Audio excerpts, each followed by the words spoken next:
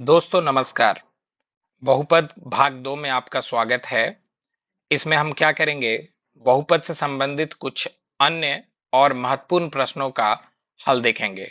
भाग 1 में हमने कुल 10 प्रश्न का हल किया था। इसमें हम 11वें प्रश्न से आगे की ओर बढ़ते हैं। तो बढ़ते हैं सबसे पहले 11वें प्रश्न पे। हमारा 11वां प्रश्न क्या कह रहा है? कहता है कि if one zero of polynomial 3x² plus 8x plus के इज रेसिप्रोकल टू अदर। मतलब एक जो मूल है वो दूसरे के व्युत्क्रम है, यानी अल्फा जो है वो बीटा के व्युत्क्रम है, यानी रेसिप्रोकल है। अल्फा और बीटा एक दूसरे के क्या है? व्युत्क्रम है। व्युत्क्रम यानी रेसिप्रोकल है। तो रेसिप्रोकल है तो हम ऐसा कह सकते थे कि अल्फा और बीटा का गुना करने पर क्या आएगा? एक आएगा। और आपको अच्छे से पता है कि अल्फा इंटू बीटा क्या होता है? अल्फा इंटू बीटा होता है C/A। सी क्या है? आपका कांस्टेंट टर्म यानी नियतांक। और यहाँ सी में क्या दिखाई देगा आपको? प्लस के। तो के रख दिया हमने। और ए क्या है? तो एक्स स्क्वायर का गुणांक। तो एक्स स्क्वायर का गुणांक आपको कितना दिख रहा है? 3। तो 3 और इक्वल टू 1 है तो 1 रहने दिया हमने। के की वैल्यू निकाली तो के की वैल्यू क्या आ गई? 3। प्रश्न में आपसे पूछा गया था कि के का मान बताइए। के का मान कितना आ गया? 3। यानी बढ़ते हैं अगले प्रश्न पे। अगला प्रश्न है हमारा कि आपको एक बहुपद दिया गया है, जिस बहुपद का मूल यानी जीरोज आपसे पूछे जा रहा है। आपका एक बहुपद दिया हुआ है। बहुपद क्या है आपके पास? बहुपद है आपका x² minus 3x minus m into m plus one, sorry m+3। और आपसे इसके मूल पूछे जा रहे हैं, यानी जीरोज पूछे जा रहे हैं मूल निकालने के लिए। तो मूल निकालने के लिए सबसे पहले हम इसका फैक्टराइजेशन यानी गुणनखंड करेंगे। गुणनखंड में आपने मिडिल टर्म स्प्लिटेशन पढ़ा है कि पहले और अंतिम वाले का क्या करते हैं? गुना करते हैं। और इस तरह से तोड़ते हैं बीच वाले को, ताकि जोड़ने और घटाने पर बीच वाला आ जाए और गुना करने पर पहले और अंतिम का गुना आ जाए। तो क्या हम इसको ऐसा लिख सकते हैं कि x² minus minus m+3 into x plus mx और माइनस m इंटू m+3। इसमें तो कोई परेशानी है नहीं आपको। आप चेक कर सकते हैं कि इस पार्ट को अगर आप हल करेंगे, इस पार्ट को अगर आप हल करेंगे, तो इस पार्ट को हल करने पर अपने आप ये जो वैल्यू आएगा -3x आ जाएगा। इस पार्ट को जब आप हल करेंगे तो जोड़ने और घटाने पर मान कितना आ जाएगा? -3x के बराबर आ जाएगा, यानी मिडिल टर्म आ जाएगा। और इसका जब आप प्रोडक्ट लेंगे तो आप देख पा रहे होंगे कि क्या आ जाएगा? Minus plus minus m into m+3 into x into x. तो फर्स्ट और लास्ट का गुणनफल भी आ जाएगा। तो अब हम इसमें से लेते हैं कॉमन। तो आप देखेंगे शुरू के दो टर्म को, इन दोनों में देखिए क्या कॉमन है। तो इन दोनों में आपको x कॉमन दिखेगा, तो x को हमने कॉमन ले लिया। तो यहां से आपका बच रहा है क्या? x बच गया, इसमें का एक x बच गया। अब इसमें से x कॉमन ले चुके हैं तो माइनस क्या बचा? m+3 बच गया माइनस में। ठीक है, इन दोनों में देखिए। अब आइए इसमें से और इसमें से निकालते हैं हम लोग कॉमन। तो दोनों टर्म में आपको दिखाई देगा कि प्लस m कॉमन है। तो प्लस m का कॉमन होने पर पहले टर्म में बचता है x और दूसरे टर्म में बच जाता है m+3 माइनस साइन के साथ। अभी हमारा क्या है? इसको अगर हम स्प्लिट कर दें तो ये वाला टर्म दोनों में आपको दिख रहा है। तो हम क्या क्या कह सकते हैं कि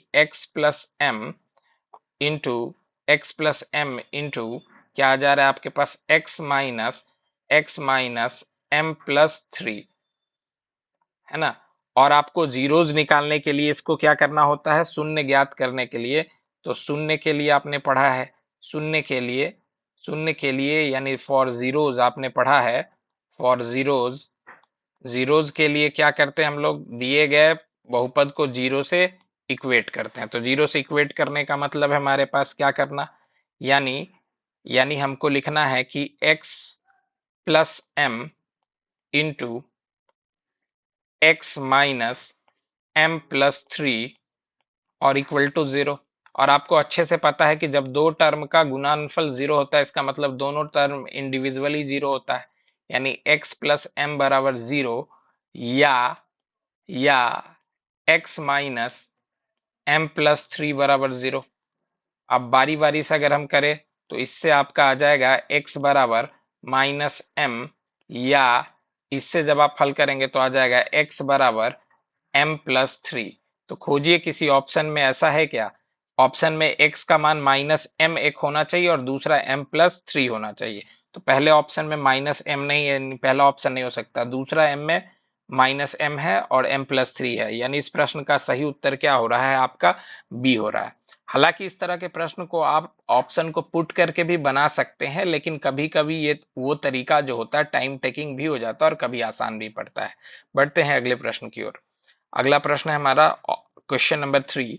कह रहा है the value of x for which the polynomials this and this vanish simultaneously. मतलब दो आपको बहुपद दिया गया है। एक बहुपद मान लेते हैं कि p ऑफ x है, जो कितना है x² - 1 है, और दूसरा एक बहुपद मान लीजिए g ऑफ x है, जिसकी वैल्यू कितनी है x² - 2x और +1 है।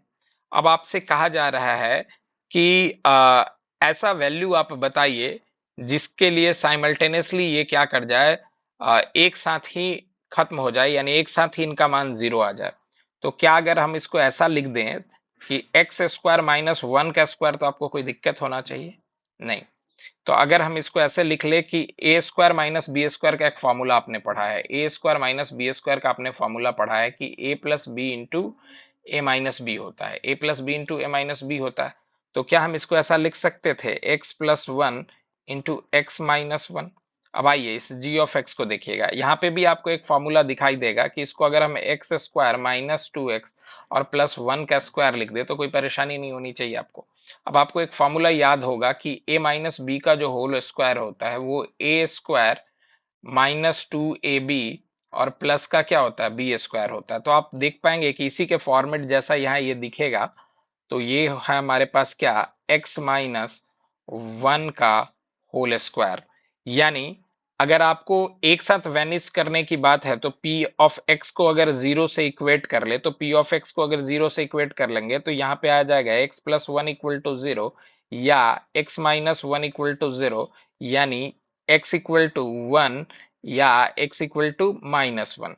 और जब यहाँ g ऑफ x को आप 0 करेंगे, तो g ऑफ x को 0 करेंगे तो आपका क्या आ जाएगा x-1 का होल स्क्वायर बराबर 0, इंप्लाइज क्या करता है कि x बराबर +1, x बराबर +1। तो अब ऐसा दो आंसर जो दोनों को साइमल्टेनियसली 0 कर रहा हो, जो दोनों को क्या कर रहा हो, साइमल्टेनियसली 0 कर रहा हो, तो x का कौन सा वैसा मान है जिसके लिए दोनों साइमल्टेनियसली 0 हो रहा है। तो आप इसमें देखेंगे कि इसमें x का मान 1 है प्लस में, और इसमें x का मान 1 भी है और -1 भी। तो 1 जो है वो दोनों में कॉमन मान है, 1 जो है वो दोनों में कॉमन मान है, इसलिए इस प्रश्न का सही उत्तर है x बराबर 1। और 1 कौन से ऑप्शन में, आपका ऑप्शन डी है, यानी करेक्ट ऑप्शन इस क्वेश्चन का क्या होता है, डी। बढ़ते हैं अगले प्रश्न की ओर। अगला प्रश्न हमारा पूछा जा रहा है कि एक बहुपद दिया गया है और इस बहुपद के लिए कुछ सवाल आपसे पूछे जा रहे हैं। हालांकि इस तरह के प्रश्न पूछे जाने की संभावना थोड़ी कम है, क्योंकि ये एक्चुअली में मैक्सिमा और मिनिमा से क्वेश्चंस को डिटेल में बनाया जा सकता है। लेकिन फिलहाल हम लोग देख लेते हैं ऐसे ही कि x का पावर 8 माइनस x का पावर 5 प्लस x का पावर 2 माइनस x और +1। आपसे अगर मैं एक क्वेश्चन पूछूं तो आपको ज्ञात होगा कि x का पावर 2n, यानी x का जब घात सम होता है तो ये मान हमेशा 0 से बड़ा या 0 के बराबर होता है। यानी x का मान अगर 2n होता है तो ये जो वैल्यू होता है वो ऑलवेज ग्रेटर देन 0 और इक्वल टू 0 आता है। मतलब सम घात पे जो मान होता है वो कभी ऋणात्मक हो ही नहीं सकता है। तो हम कह सकते हैं कि x का घात 8 जो है वो सदैव 0 से बड़ा और 0 के बराबर हो सकता है। फिर x² का मान भी क्या होगा, 0 से बड़ा और 0 के बराबर हो सकता है, 0 से बड़ा और 0 के बराबर हो सकता है। अब मैं आपसे एक सवाल पूछूं, अगर मैं आपसे एक सवाल पूछूं कि आप ये बताइए कि x की घात 8 और x की घात 5 में बड़ा कौन होगा, x की घात 8 और x की घात 5 में बड़ा कौन होगा। तो आप इतना तो स्पष्ट कह पाएंगे कि x की घात 8 का मान हमेशा ही बड़ा दिखाई देगा। क्यों? क्योंकि ये आपका सदैव धनात्मक होगा। ये क्या होगा, सदैव धनात्मक, या अधिक से अधिक क्या हो सकता है, दोनों शून्य हो सकते हैं। अगर x का मान 0 डाल दिया जाए, x का मान 0 डाल दिया जाए तब तो ये दोनों ही जीरो हो जाएंगे, लेकिन x का मान अगर 1 डालते हैं तो 1 के केस में भी ये दोनों इक्वल हो जाएंगे, ये और ये दोनों भी 1 के केस में इक्वल आ जाएंगे, लेकिन 2 जैसे ही आप डालेंगे ये वाला पोर्शन ज्यादा हो जाएगा, और -2 डालेंगे तब भी ये वाला पोर्शन ज्यादा ही होगा। यानी इतना बात तो तय है कि ज्यादा वाला जो पावर वाला होता है वो नंबर हमेशा बढ़ा देता है। उसी तरह से मैं कहूं कि अगर एक्स स्क्वायर और एक्स में बताइए बड़ा कौन होगा, तो आप कहेंगे कि बड़ा होगा बराबर होगा, ये हो सकता है, ये आपका रिलेशन होगा, ये पक्का है, तय बात है। तो उस आधार पर अगर हम देखें तो इन दोनों का सम या तो जीरो से बड़ा आएगा या जीरो के इक्वल आएगा। उसी तरह से इन दोनों का सम या तो जीरो से बड़ा आएगा या जीरो के इक्वल आ जाएगा। और लास्ट में जो आपका +1 है वो हमेशा वैल्यू को पॉजिटिव करके दे देगा, वो हमेशा वैल्यू को क्या कर देगा, पॉजिटिव बना देगा। एक एग्जांपल के लिए मैं एक वैल्यू डाल के, एक दो वैल्यू डाल के आपको चेक करा दे रहा हूं। पी ऑफ एक्स की वैल्यू आपके पास ये है, तो हम क्या कर रहे हैं कि पी ऑफ एक्स की जगह हम पी ऑफ 1 निकाल ले रहे हैं। पी ऑफ क्या निकालने जा रहे हैं, 1 निकाल लेते हैं, पी ऑफ 1 निकाल ले रहे हैं, पी ऑफ 1 निकाल लेते हैं, पी ऑफ 1 निकाल ले या पी ऑफ 0 पहले निकाल ले। अगर पी ऑफ 0 हम निकाल ले तो आपको पता है कि जहां जहां x है वो सारे मान क्या हो जाएंगे, 0 हो जाएंगे, यानी पी ऑफ 1 का मान कितना आ जाएगा, 1 आ जाएगा। अब वही चीज पी ऑफ 1 अगर निकाल ले, पी ऑफ 1 निकाल ले तो 1 की घात 8 1 हो जाएगा, 1 की घात 5 1 हो जाएगा, फिर 1 की घात 2 1 हो जाएगा, 1 की घात 1 1 हो जाएगा, फिर लास्ट का 1 बचेगा। यानी ये दोनों मिलके 0 देगा, ये दोनों मिलके 0 देगा, यानी फाइनली फिर क्या हो गया, 1 ही आ गया। यानी एक बात आप देख पा रहे हो कि ये वाला पार्ट, जिस तरह से ये वाला पार्ट आपको वैसा नंबर देगा जो 0 से बड़ा होगा या 0 होगा, उसी तरह से ये वाला पार्ट 0 से बड़ा देगा या 0 के इक्वल होगा। लेकिन लास्ट का ये जो 1 है ये हमेशा इस रिजल्ट को पॉजिटिव बना देगा, जिस वजह से हम कह सकते हैं कि इस प्रश्न का जो आंसर आएगा वो ऑलवेज पॉजिटिव वाला होगा। और ऑलवेज पॉजिटिव क्या है, positive for all real values, यानी आपका पहला वाला इस प्रश्न का क्या है, उत्तर है, ए वाला है, positive for all the real numbers. बढ़ते हैं अगले प्रश्न की ओर। अगला प्रश्न है कि लोएस्ट वैल्यू ऑफ दिस, आपको एक द्विघात बहुपद दिया हुआ है और पूछा जा रहा है कि इसका मान बताइए, मिनिमम मान, लोएस्ट न्यूनतम मान बताइए। तो आपको क्या दिया हुआ है कि पी ऑफ एक्स का जो मान दिया हुआ है वो क्या है, एक्स स्क्वायर प्लस 4x और +2 दिया गया, और आपसे पूछा जा रहा है कि इसकी न्यूनतम मान बताइए। तो अगर मैं इसको ऐसे लिख दूं कि एक्स स्क्वायर +4x +2, और इसमें एक और दो जोड़ के और दो घटा दूं तो कोई फर्क नहीं आना चाहिए। यानी आप इसको ऐसे भी कह सकते थे कि एक्स स्क्वायर प्लस का 4x और प्लस का 4 और माइनस का 2। अब आप देखेंगे ये वाला पार्ट यहां से यहां का पार्ट एक फॉर्मूला के फॉर्मेट में सेट हो रहा है। कौन सा फॉर्मूला का फॉर्मेट है, तो x square -2 into x into 2 plus 2 का स्क्वायर और -2। यानी ये देखिए ये वाला एक फॉर्मूला का फॉर्मेट आपको दिखाई देगा। ये फॉर्मूला का फॉर्मेट है कौन सा, ये फॉर्मूला का फॉर्मेट है आपका a प्लस बी का whole square. a plus b का होल स्क्वायर यानी कहने का मतलब है हमारे पास क्या, a प्लस बी का होल स्क्वायर यानी कहने का मतलब है कि x प्लस 2 का होल स्क्वायर, और माइनस का क्या है आपके पास 2 है। अब आपको अच्छे से पता है, हमने अभी अभी अभी देखा कि x की पावर जब भी इवन होती है तो ऑलवेज वैल्यू 0 या 0 से बड़ी होती है। सम जब भी होता है, x की घात सम घात जब भी होती है तो मान 0 से बड़ा या 0 के बराबर आता है, यानी कभी ऋणात्मक नहीं हो सकता। यानी इस पार्ट की अगर न्यूनतम मान की बात करें, मिनिमम वैल्यू की बात करें, तो इसकी तो मिनिमम वैल्यू 0 हो सकती है, और इसकी तो ये कांस्टेंट ही है तो ये -2, यानी अगर पूरे की मिनिमम की वैल्यू बात करें तो -2 आ जाएगा। क्यों, क्योंकि इस वाला पार्ट का यानी x प्लस 2 का जो मिनिमम वैल्यू होगा वो तो 0 ही होगा ना, ये वाली वैल्यू तो 0 ही होगी, और 0 में 2 कम करेंगे तो कम से कम जो आएगा वो -2 आएगा। तो इस प्रश्न के सही ऑप्शन कौन है, तो बी, और बी क्या है आपको -2 दिया गया है, यानी 0 -2 से -2 आ जाएगा आपका। बढ़ते हैं अगले प्रश्न की ओर। अगला प्रश्न क्या है, अगला प्रश्न आपसे है कि if the sum of zeros of the polynomial this is 6, then the value of k. आपको जीरोज का सम दिया हुआ है, जीरोज का सम का वैल्यू दिया हुआ है, यानी अल्फा प्लस बीटा की वैल्यू जो दी गई है आपको 6 दी गई है। और आपको अच्छे से पता है कि अल्फा प्लस बीटा क्या होता है, तो माइनस बी अपॉन ए होता है। और इसकी मान कितनी दी गई, 6। और प्रश्न में b के बदले में आपके पास क्या है, तो b यहाँ क्या होता है, आपको स्टैंडर्ड फॉर्म याद होगा, a x cube plus b x square plus c x plus d, cubic polynomial का स्टैंडर्ड फॉर्म है। तो b क्या होता है, तो एक्स स्क्वायर का गुणांक होता है।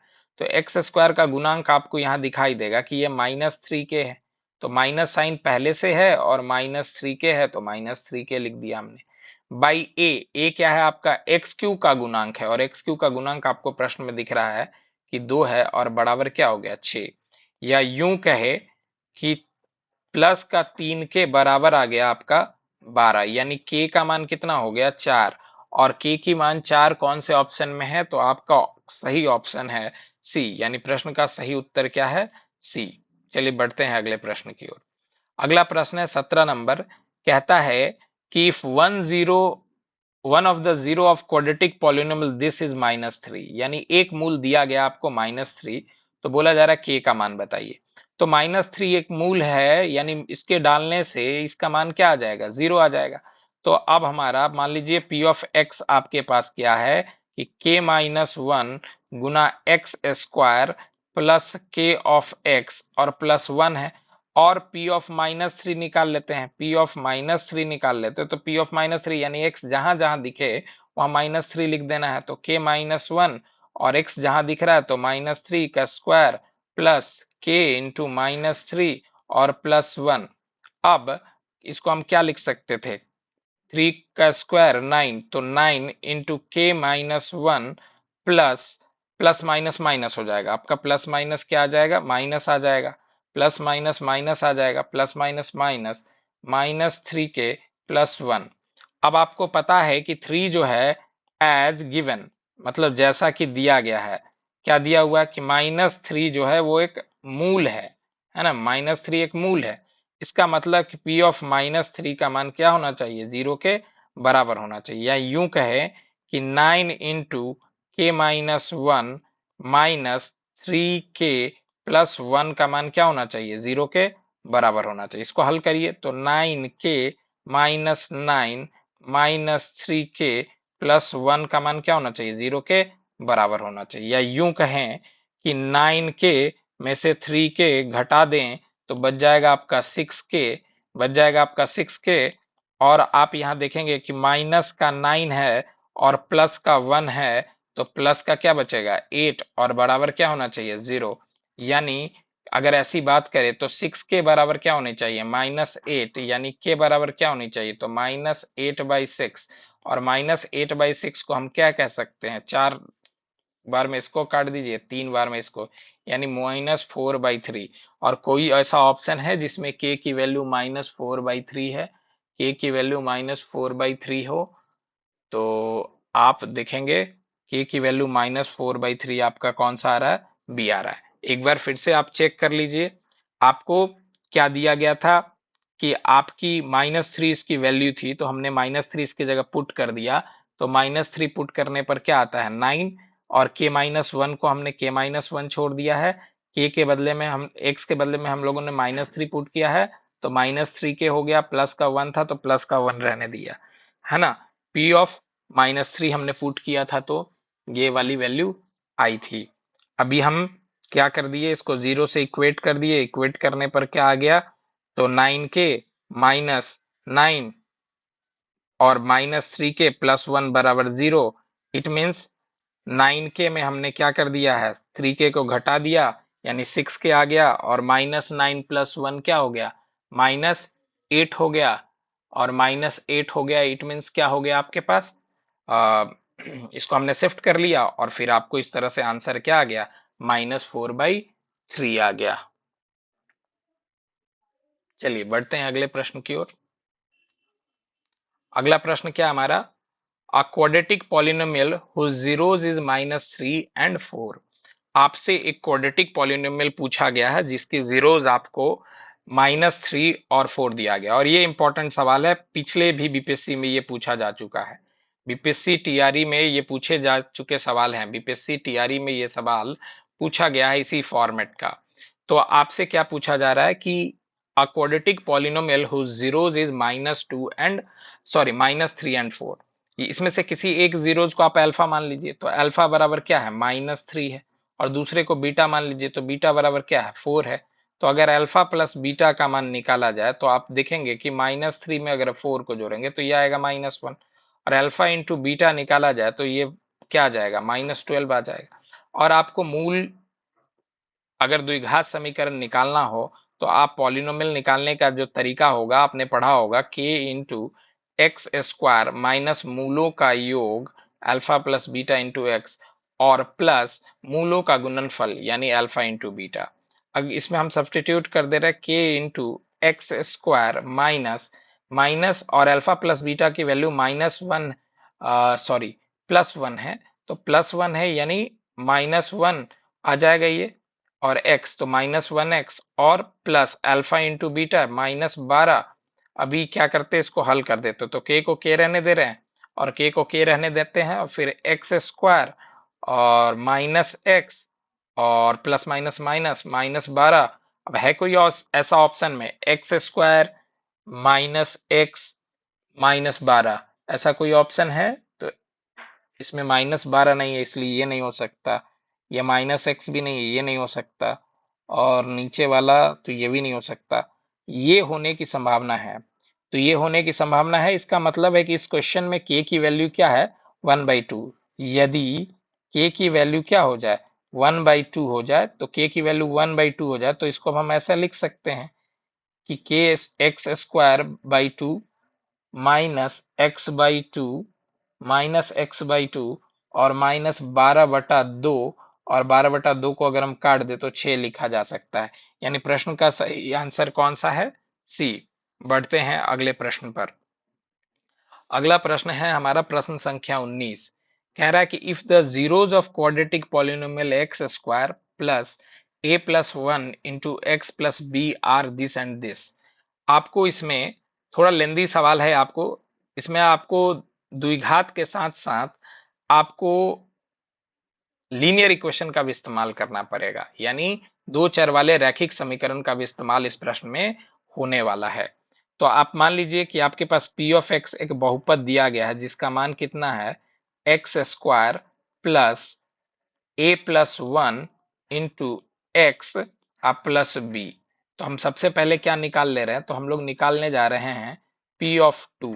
पी ऑफ टू क्यों, क्योंकि दो जो बोला है ये जीरोज है, इसके मूल है ना। तो पी ऑफ टू निकाल ले रहे हैं, मतलब एक्स के जगह दो डालने जा रहे हैं, तो दो डालेंगे तो एक्स स्क्वायर 4 आ जाएगा, और ये 2 इंटू ए प्लस 1 आ जाएगा, और प्लस बी आ जाएगा, और जीरोज है इसका मतलब है कि ये मान जीरो है, तो 4 प्लस 2a प्लस 2 और प्लस बी। यानी इसको हल करें तो क्या आने वाला है आपका, आपका आ जाएगा जो नंबर है 4 और 2 6, यानी हम कहें तो 2a प्लस बी बराबर -6। इसको समीकरण एक मान लेते हैं, समीकरण एक मान लेते हैं। अब हम क्या करने जा रहे हैं, अब हम करने जा रहे हैं P ऑफ -3 ज्ञात करने जा रहे हैं। क्या ज्ञात करने वाले हैं हम लोग, P ऑफ -3, P ऑफ -3 ज्ञात कर लेते हैं। तो P ऑफ -3 अगर ज्ञात कर ले तो P ऑफ -3 यानी जहां भी x आपको दिख रहा है वहां -3 डालना है। तो एक्स स्क्वायर -3 का स्क्वायर 9, फिर क्या आ जाएगा -3 इंटू ए प्लस 1 और प्लस का बी, तो प्लस का बी रहने दीजिए। अभी इसको हम हल कर ले तो क्या आ जाएगा, इसकी मान तो मूल दी हुई है यानी ये जीरो है, तो 9 minus 3a minus 3 plus b बराबर जीरो, तो ऑलरेडी आपके पास है। यानी यूं कहें कि इन दोनों का हल अगर कर ले तो क्या आ जाएगा, प्लस का 6 आ जाएगा, तो प्लस का 6 आ जाएगा तो पूरे को इधर शिफ्ट कर लेते हैं, यानी 3a प्लस वाला बी इधर आके minus b is equal to 6। इसको मान लिया हमने समीकरण 2। अब क्या करते हैं, समीकरण एक और दो को हम क्या करने जा रहे हैं, ऐड कर लेते हैं। यानी हम क्या कर ले रहे हैं, इक्वेशन वन को ऐड कर दे रहा है इक्वेशन 2 के साथ। तो जब जोड़ेंगे आप तो आप पाएंगे कि 2a प्लस बी बराबर -6 है और 3a माइनस बी बराबर आपके पास प्लस का 6 है। इन दोनों को अगर जोड़ने की बात की जाए तो प्लस का बी माइनस का बी घट के 0 आ जाएगा और 2a और 3a जोड़ने पर आपका आ जाएगा 5a। 5a बराबर +6 -6 घट के 0, यानी ये कहता है कि a का मान 0 आएगा। ऐसा कोई ऑप्शन है जिसमें a का मान 0 दिया हुआ हो? तो पहला ही ऑप्शन है डी। तो इस प्रश्न का सही उत्तर क्या होता है? डी। लेकिन मान लीजिए अगर एक से अधिक ऑप्शन में a बराबर 0 होता तो दूसरे का भी मान हमको निकालना पड़ता। निकाल सकते हैं हम लोग। a का मान 0 किसी समीकरण में पुट कर दीजिए। पहले समीकरण में मान लीजिए रख दिया हमने, तो 2 गुना 0 प्लस b बराबर -6, यानी क्या सकते हैं कि b बराबर क्या हो गया? -6, और b बराबर -6 है, यानी प्रश्न का सही उत्तर क्या है? आपका डी है। लेकिन b निकालने की जरूरत तब होती जब किसी और ऑप्शन में भी a का मान क्या दिया हुआ होता? 0 दिया हुआ था। बढ़ते हैं अगले प्रश्न पर। अगला प्रश्न है हमारा प्रश्न संख्या 20। प्रश्न संख्या 20 क्या कह रहा है? The zeros of quadratic polynomial. एक द्विघात समीकरण आपको दिया गया है। द्विघात समीकरण क्या है भाई? तो एक्स स्क्वायर प्लस 9 यानी 99x और प्लस 127 एक द्विघात बहुपद दिया गया है और इसके जीरोज आपसे पूछे जा रहे हैं, जीरोज पूछे जा रहे हैं। तो आपको देख के स्पष्ट हो रहा होगा कि ये वैल्यू जो आएगा उसके लिए हम क्या कर सकते हैं? सम ऑफ जीरोज का तरीका लगा लेते हैं। तो सम ऑफ जीरोज क्या हो जाएगा? अल्फा प्लस बीटा बराबर -b/a होता है। यानी कहने का मतलब -99/a, यानी कोफिशिएंट ऑफ एक्स स्क्वायर, तो ये तो एक ही है, यानी ये वैल्यू -99 आ गया। अब अल्फा और बीटा का जोड़ -99 आ रहा है, इसका मतलब तय है कि अल्फा और बीटा दोनों धनात्मक तो नहीं हो सकता। अल्फा और बीटा दोनों धनात्मक नहीं हो सकता, क्योंकि अगर दोनों धनात्मक होता तो उनका योग कभी ऋणात्मक नहीं आ सकता था। हाँ, दोनों ऋणात्मक हो सकता है क्योंकि योग ऋणात्मक है। एक धनात्मक और एक ऋणात्मक भी हो सकता है क्योंकि दोनों का योग है आपका ऋणात्मक। तो अब हमको इसका गुणनफल भी निकाल लेते हैं। तो अल्फा इंटू बीटा बराबर क्या हो गया? c/a, और c/a तो c के बदले में यहाँ आपको क्या दिखाई दे रहा है? 127, और बाई a के बदले में क्या? 1 और 127, और दो नंबर का गुना धनात्मक है। इसका मतलब alpha and beta have same sign. इसका मतलब है कि दोनों का चिन्ह सेम है। क्यों? क्योंकि आपको पता होगा कि पॉजिटिव का पॉजिटिव से गुना करने पर ही पॉजिटिव आएगा, या फिर नेगेटिव का नेगेटिव से गुना करने पर ही पॉजिटिव आएगा। और चूंकि 127 पॉजिटिव है, इसका मतलब तय बात है कि अल्फा और बीटा दोनों का साइन क्या होना चाहिए? सेम होना चाहिए। और ऊपर में हमने तय किया था कि दोनों जो है वो धनात्मक नहीं हो सकता। इसका मतलब है कि दोनों ऋणात्मक होगा, इसलिए करेक्ट ऑप्शन कौन हो गया? बोथ नेगेटिव, यानी क्वेश्चन नंबर 20 का सही ऑप्शन क्या आ रहा है? बी। बढ़ते अगले प्रश्न की ओर। अगला प्रश्न संख्या 21। The zeros of quadratic polynomial where k dot not equal to 0। देखिए ये क्वेश्चन काफी कॉन्सेप्चुअल है। इस क्वेश्चन में आपको काफी कॉन्सेप्ट की जरूरत है। अगर इस क्वेश्चन में आपकी कॉन्सेप्चुअल एरर होगी तो आप इस प्रश्न को नहीं कर पाएंगे। आपको ये प्रश्न काफी क्या करने वाला है? दिक्कत देगा। अगर आपको कोई भी कॉन्सेप्चुअल प्रॉब्लम होगा तो इस क्वेश्चन को समझने में आपको क्या होने वाली है? परेशानी होने वाली है। चलिए, तो मैं एक्सप्लेन कर रहा हूं इसको। ये थोड़ा आप ध्यान से देखेंगे तभी आपको ये बात क्या होगा? समझ में आएगा। देखिए, सबसे पहले आपको जो बहुपद दिया गया है वो बहुपद है क्या? तो बहुपद है एक्स स्क्वायर प्लस के एक्स प्लस के। तो अगर हम यहाँ इसके जनरल फॉर्मेट से कंपेयर कर ले तो हम कह सकते हैं कि a का मान 1 है, b का मान क्या है? k है, और c का मान भी क्या है? k है। यानी यहाँ कांस्टेंट टर्म भी k है और कोफिशिएंट ऑफ x जिसको हम b से इंडिकेट करते हैं वो भी k है। अब सबसे पहली बात, तो इसमें बोला गया है कि k के साथ एक कंडीशन और है कि k जीरो नहीं हो सकता। तो k जीरो नहीं हो सकता मतलब k के दो केसेस हो सकते हैं। k जीरो से बड़ा हो सकता है और k जीरो से छोटा हो सकता है। के जीरो नहीं हो सकता, क्योंकि ऐसा कहा हुआ क्वेश्चन में के जीरो नहीं हो सकता, मतलब के तो धनात्मक हो सकता है, ऋणात्मक हो सकता है, लेकिन के शून्य नहीं हो सकता है। तो अब आइए प्रश्न पर आगे की चर्चा करते हैं। कहता है the zeros of quadratic polynomial. आपको इसके जीरोज के बारे में बताना है, क्या दोनों धनात्मक होगा, क्या दोनों ऋणात्मक होगा, या दोनों ही धनात्मक नहीं होगा, या दोनों ही ऋणात्मक नहीं होगा, दोनों अनइक्वल होगा, क्या दोनों इक्वल होगा, इसकी बात की जा रही है। तो सबसे पहली बात यहाँ पे भी हम क्या देखने जा रहे हैं, प्रोडक्ट ऑफ जीरोज और सम ऑफ जीरोज देख लेते हैं। तो सम ऑफ जीरोज की अगर हम बात करें तो alpha plus beta equal to, आपने पढ़ा है क्या होता है, माइनस बी बाई ए होता है। तो माइनस बी बाई ए कहने का मतलब माइनस के हो जाएगा, क्योंकि ए का मान 1 ही है। और दूसरा, अगर हम प्रोडक्ट ऑफ जीरोज की बात करें तो अल्फा इंटू बीटा आपने पढ़ा है, सी वाई क्या होता है, ए होता है, और सी की वैल्यू क्या है, के है, और ए की वैल्यू 1 है। अब देखिए आप यहाँ दो चीज निष्कर्ष निकाल पा रहे होंगे। क्या निष्कर्ष निकाल पा रहे हैं कि अल्फा इंटू बीटा जो है वो के है, और अल्फा प्लस बीटा जो है वो माइनस के है। तो अब यहाँ पे आपको दो केसेस लेके चर्चा करना पड़ेगा। केस वन है, ये थोड़ा कॉन्सेप्चुअल सवाल है, थोड़ा लंबा आपको बताऊंगा। केस वन, यदि के क्या हो जाए, जीरो से छोटा हो जाए, के क्या हो जाए, ऋणात्मक हो जाए। अब के ऋणात्मक होगा तो आपको दिखाई देगा कि के अगर ऋणात्मक हो जाएगा तो अल्फा प्लस बीटा के आगे माइनस के है, तो माइनस के और के ऋणात्मक हो गया, तो इसका मतलब ये मान पॉजिटिव हो जाएगा। अल्फा प्लस बीटा का मान क्या हो जाएगा, पॉजिटिव हो जाएगा। ये पॉजिटिव होने का मतलब है कि अल्फा प्लस बीटा जो है वो ग्रेटर देन क्या हो जाएगा, जीरो आ जाएगा, और ग्रेटर देन जीरो आ जाएगा। और इसका मतलब है कि के अगर धनात्मक हो रहा है तो मूलों का योग क्या आ रहा है, जीरो से बड़ा या जीरो से बड़ा आ जाएगा। अब बढ़ते हैं हम लोग, यहाँ पे इक्वालिटी साइन को हटा दीजिए। अब अगर हम इसी केस में अगर अल्फा इंटू बीटा की मान देखें तो अल्फा इंटू बीटा की जो मान होगी वो क्या हो जाएगी, आपको के है, सिर्फ के है, यानी अल्फा इंटू बीटा की मान जो है वो ऋणात्मक होगी। और इसका मतलब ये है कि अल्फा और बीटा का साइन क्या होना चाहिए, अलग अलग होना चाहिए।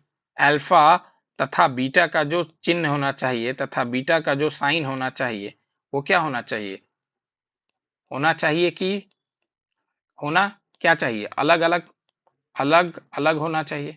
अलग अलग मतलब एक पॉजिटिव हो, अल्फा अगर पॉजिटिव हो जाए तो उस स्थिति में बीटा क्या हो जाए, नेगेटिव हो जाए, बीटा क्या हो जाए, नेगेटिव हो जाए। और अगर अल्फा पॉजिटिव हो जाए, अल्फा पॉजिटिव हो जाए तो बीटा नेगेटिव, और अल्फा अगर नेगेटिव हो जाए, अल्फा अगर आपकी नेगेटिव हो जाए, अगर अल्फा आपकी नेगेटिव हो जाए तो वैसी स्थिति में बीटा क्या होना चाहिए, पॉजिटिव होना चाहिए। तभी जाके आपका प्रोडक्ट क्या आएगा, नेगेटिव आएगा। क्योंकि इस केस में भी आपका प्रोडक्ट जब आप निकालेंगे पॉजिटिव इंटू नेगेटिव तो आपका क्या आएगा, नेगेटिव आ जाएगा।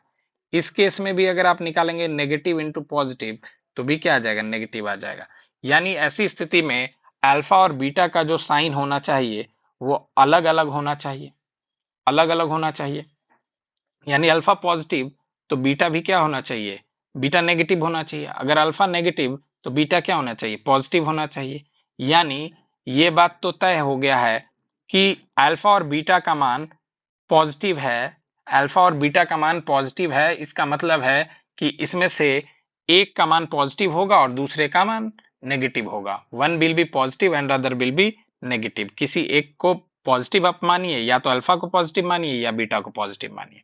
केस टू में अगर हम बात करें, केस टू की अगर हम बात करें तो केस टू में आपको दिखाई देगा, केस टू में हम क्या लेंगे कि यदि क्या हो जाए, के ग्रेटर देन जीरो हो जाए, के का मान जीरो से क्या हो जाए, बड़ा हो जाए। तो ऐसी स्थिति में आपको क्या मिलेगा कि अल्फा इंटू बीटा का मान, अल्फा इंटू बीटा का मान वो जीरो से बड़ा आएगा। इसका मतलब है कि अल्फा और बीटा का साइन क्या होना चाहिए, सेम होना चाहिए, सेम साइन का हो जाना चाहिए। अल्फा और बीटा का साइन क्या हो जाना चाहिए, सेम होना चाहिए। क्यों, क्योंकि पॉजिटिव मान तभी आएगा जब दोनों का दोनों क्या हो जाए, पॉजिटिव हो जाए, या दोनों के दोनों क्या हो जाए, नेगेटिव हो जाए, तभी रिजल्ट क्या होता है, पॉजिटिव होता है। अल्फा और बीटा का प्रोडक्ट ग्रेटर देन जीरो का मतलब है कि अल्फा और बीटा का प्रोडक्ट जो पॉजिटिव होगा, और तभी हो सकता है जब अल्फा और बीटा का साइन सेम हो जाए। यानी अल्फा पॉजिटिव हो जाए और बीटा पॉजिटिव हो जाए तब भी पॉजिटिव होगा, या अल्फा नेगेटिव हो जाए और बीटा नेगेटिव हो जाएगा तभी पॉजिटिव हो सकता है। और इस सिनारियो में क्या हो जाएगा कि अल्फा प्लस बीटा, आपको पता है यहाँ पे अल्फा प्लस बीटा माइनस के इक्वल दिख रहा था और के जीरो है, यानी अल्फा प्लस बीटा का मान क्या होना चाहिए, लेस देन जीरो होना चाहिए। और लेस देन जीरो होने का मतलब है कि लेस देन जीरो कब होगा, तो अब दो चीजों का योग ऋणात्मक है, मतलब तय बात है कि अल्फा भी जीरो से छोटा होगा और बीटा भी जीरो से क्या होगा, छोटा होगा। तो आप देखिए पहला ऑप्शन कह रहा है कि can not both positive, can not both positive, दोनों पॉजिटिव नहीं हो सकता। और दूसरा ऑप्शन क्या कह रहा है, दूसरा ऑप्शन कह रहा है can not be both negative. तो आप देखिए दूसरा ऑप्शन तो इससे कट रहा है, क्यों कट रहा है, क्योंकि इसमें दोनों के दोनों नेगेटिव कह रहा है, यानी ये नहीं हो सकता। Are always equal, always equal नहीं हो सकता, क्यों नहीं हो सकता, क्योंकि पहला केस ऑलवेज इक्वल को अपोज कर रहा है। आर ऑलवेज अनइक्वल, तो अनइक्वल भी नहीं हो सकता क्योंकि संभव है, तो इसलिए इस प्रश्न का करेक्ट ऑप्शन कौन है, ए। बढ़ते हैं अगले प्रश्न की ओर। अगला प्रश्न है हमारा कि the zeros of quadratic polynomial a x square plus b x plus c where c not equal to zero, है ना। आपको एक क्वाड्रेटिक पॉलिनोमियल दिया गया, if the zeros of quadratic polynomial this where इतना आर इक्वल, आपको इसके zeros equal दिए गए, जीरोज इक्वल दिए हुए हैं। आपके पास एक पॉलिनोमियल है यहाँ जो स्टैंडर्ड फॉर्म में ही है और इसके जीरोज इक्वल दिए हुए हैं, तो आपको फॉर इक्वल जीरोज, आपने पढ़ा है फॉर इक्वल जीरोज के लिए आपने कंडीशन पढ़ा है डी इक्वल टू क्या होता है, जीरो। डी क्या है भाई, तो डी होता है हमारा बी स्क्वायर माइनस फोर ए सी, और इसकी मान क्या होनी चाहिए, जीरो होनी चाहिए। और बी स्क्वायर माइनस फोर ए सी की मान जीरो होनी चाहिए। और आपको एक बात बढ़िया से पता है, ये बात आप अच्छे तरीके से जानते हैं कि बी स्क्वायर का मान जो होता है वो हमेशा क्या होता है, इसका मतलब एक लाइन अगर हम और बढ़ा लें यहाँ पे, तो बी स्क्वायर को हम लिख सकते थे कि बी स्क्वायर फोर ए सी के बराबर होगा, तभी ये मान क्या हो सकता है, जीरो हो सकता है, अदरवाइज नहीं हो सकता। और आपको पता है कि कोई भी चीज जो स्क्वायर फॉर्मेट में होता है उसकी मान हमेशा जीरो से बड़ी या जीरो के इक्वल होती है। चूंकि हम पढ़े हैं कि एक्स स्क्वायर का मान always greater than equal to zero होता है, तो यहाँ हम कह सकते हैं कि बी स्क्वायर का मान always greater than equal to zero होना चाहिए। या यूं कहें कि फोर ए सी का मान जो होना चाहिए वो जीरो के बराबर या जीरो के इक्वल होना चाहिए, यानी फोर ए सी का मान जीरो के बराबर या जीरो के इक्वल होना चाहिए। या यूं कहें कि ए सी का मान जीरो से बड़ा या जीरो के इक्वल होना चाहिए। या यूं कहें कि इसका मतलब ये तभी संभव है जब ए और सी क्या हो जाए, सेम साइन के हो जाए, a and c have same sign. Positive तभी होगा जब सेम साइन हो, सेम साइन, अगर ए और सी का सेम साइन होगा तभी उन दोनों का गुणनफल क्या होगा, पॉजिटिव होगा। अब आपसे क्वेश्चन में पूछा जा रहा था c and a have opposite sign, तो नहीं हो सकता ये। और c and a have opposite sign, इस पे भी अपोजिट साइन है, नहीं है। C and a have same sign, तो सी और ए हैव सेम साइन, यानी प्रश्न का आंसर क्या हो गया, c. C and a have same sign, तभी इन दोनों का प्रोडक्ट जो है वो धनात्मक हो सकता है। ए अगर नेगेटिव है तो बी भी, सी भी क्या होना चाहिए, नेगेटिव होना चाहिए। ए अगर पॉजिटिव है तो सी भी क्या होना चाहिए, पॉजिटिव है, तभी इन दोनों का गुणनफल क्या होगा, पॉजिटिव आएगा। इसलिए इस प्रश्न का सही आंसर है c and a have same sign. बढ़ते हैं अगले प्रश्न की ओर। अगला प्रश्न आपका कह रहा है कि if one zeros of quadratic polynomial of the form x square x square plus a x plus b is negative of other, मतलब ऐसा दिया हुआ है कि अल्फा जो है वो माइनस बीटा के इक्वल है, यानी अल्फा जो है वो माइनस बीटा के क्या है, इक्वल है। एक जीरो जो है वो दूसरे जीरो का क्या है, नेगेटिव के इक्वल है। तो इस सिचुएशन में हम ऐसा कह सकते हैं, आप सम ऑफ जीरोज अच्छे तरीके से जानते हैं, तो सम ऑफ जीरोज क्या है हमारा, सम ऑफ जीरोज यानी अल्फा प्लस बीटा बराबर हम पढ़े हैं क्या होता है, माइनस बी बाई ए। तो बी के केस में आपको यहाँ दिखाई देगा ए, और माइनस साइन है तो माइनस साइन रहने दिया जाए, ए के बदले में वन। और आपने देखा है ऊपर में कि अल्फा जो है वो माइनस बीटा के बराबर है, तो माइनस अल्फा के जगह माइनस बीटा डाल देते हैं और बीटा को बीटा रहने देते हैं और ये वैल्यू माइनस ए डाल देते हैं। तो इसका मतलब है कि बीटा ने बीटा को कैंसिल कर दिया, यानी माइनस ए बराबर क्या हो रहा है 0, यानी यूं कहें कि ए का मान क्या हो रहा है 0, और ए का मान 0 होने का मतलब है कि आपका लीनियर टर्म नहीं होगा, हैज नो लीनियर टर्म। तो यानी ये वाला टर्म खत्म, ये वाला टर्म खत्म, क्योंकि ए 0 हो जा रहा है। ए क्या है? कोफिशिएंट ऑफ एक्स है। ए क्या है? कोफिशिएंट ऑफ एक्स है। इसकी वजह से यार हैज नो लीनियर टर्म, इसका मतलब है कि रैखिक टर्म जो होना चाहिए वो नहीं होना चाहिए, यानी नीचे का दो ऑप्शन तो कट गया। अब बढ़ते हैं आगे। तो हम लोग जानते हैं कि अल्फा इंटू बीटा क्या होता है? Alpha into beta c by a होता है, लेकिन सी के बदले में यहाँ क्या है? बी, और ए के बदले में क्या है? 1। और आपको अच्छे से पता है कि अल्फा जो है वो माइनस बीटा के बराबर, तो माइनस बीटा इंटू बीटा बराबर क्या है? बी है। और इसका मतलब है कि माइनस बीटा स्क्वायर जो है वो माइनस बीटा स्क्वायर का जो मान है वो बी है, या यूं कहें, सॉरी ये बी है, प्लस का बी है, यानी यूं कहें कि बीटा स्क्वायर जो है वो माइनस बी है। अब ये तभी संभव है, बीटा स्क्वायर का मान माइनस बी के बराबर तभी संभव है जब बीटा का मान क्या हो जाए, सॉरी बी का मान क्या हो जाए, बी का मान आपका इस केस में नेगेटिव और जीरो हो जाए, तब संभव है। यानी बी का मान जीरो से छोटा या जीरो के इक्वल होगा, तभी ये संभव होगा। क्यों क्यों ये संभव होगा? क्योंकि आपको अच्छे से पता है कि बी स्क्वायर जो होता है हमेशा जीरो से बड़ा, अब आपको जो स्क्वायर टर्म होता है, इवन पावर ऑफ वेरिएबल जो होता है, वो हमेशा जीरो से बड़ा या जीरो के बराबर होता है। तो चूंकि एलएचएस यानी बीटा स्क्वायर जो है हमेशा पॉजिटिव है, तो ये तभी हो सकता है क्योंकि चूंकि इसके आगे नेगेटिव लगा हुआ है, तो ये वाला हिस्सा यानी बी जो है वो नेगेटिव हो जाए या फिर जीरो हो जाए, तभी ये बीटा स्क्वायर को सेटिस्फाई कर पाएगा। तो इस वजह से अब हम कह सकते हैं कि नो लीनियर टर्म तो मिल गया था पहले पार्ट से। अब दूसरा पार्ट क्या कह रहा है? कांस्टेंट टर्म इज नेगेटिव और जीरो, ठीक है। तो कांस्टेंट टर्म इज पॉजिटिव कह रहा है, तो ये नहीं हो सकता, यानी ये वाला ऑप्शन सही है। यानी प्रश्न का सही उत्तर कौन हो गया? ए। बढ़ते हैं अगले प्रश्न की ओर। अगला प्रश्न आपका क्या कह रहा है? Which of the following is not the graph of a quadratic polynomial. तो आपने पढ़ा है कि क्वाड्रेटिक पॉलिनोमियल का जो ग्राफ होता है एक पैराबोला होता है। तो पहला तो क्वाड्रेटिक पॉलिनोमियल पैराबोला है, ये भी एक पैराबोला है, ये भी एक पैराबोला है। लेकिन आप देखेंगे कि डी ऑप्शन जो है वो पैराबोला नहीं है। तो पूछा गया क्वेश्चन में कि कौन सा पॉलिनोमियल जो है, कौन से क्वाड्रेटिक पॉलिनोमियल को डिनोट नहीं करता, इसलिए प्रश्न का सही उत्तर कौन है? डी। So thank you. इस वीडियो में हम लोग इतना ही रखते हैं, आगे मिलेंगे हम लोग। धन्यवाद।